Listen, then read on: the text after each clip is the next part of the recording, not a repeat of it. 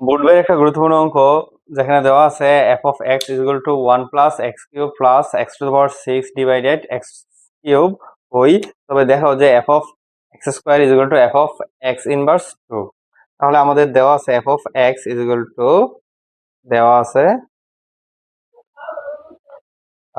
1 plus x cube plus x to the power 6 divided x cube। তাহলে এখান থেকে আমাদের বের করতে বলছে f of x square। তাহলে x এর মান আমরা x স্কয়ার বসাইছি, ডান দিকে আমরা x এর মান x স্কয়ার বসাই দেই। এই x এর জায়গাতে x স্কয়ার আর কিউব আছে কিউব, x এর জায়গাতে x square power 6 to 6, x এর জায়গাতে x স্কয়ার পাওয়ার কিউব আছে কিউব।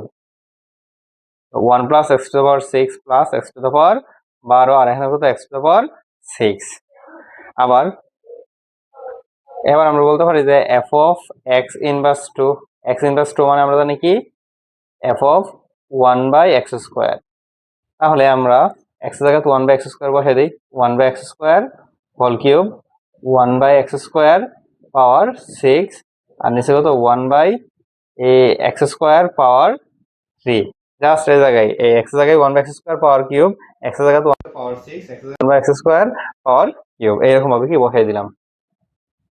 তাহলে এখানে হচ্ছে 1 by x to the power 6, 1 by x to the power 12 আর এখানে 1 by x to the power 6।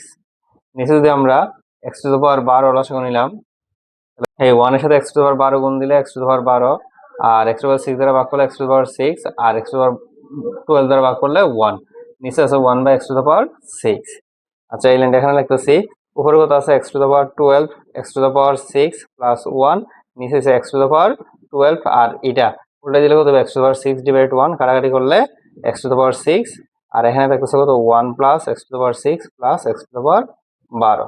তাহলে আমরা বাম পক্ষ ডান পক্ষকে কি সমান বলতে পারি।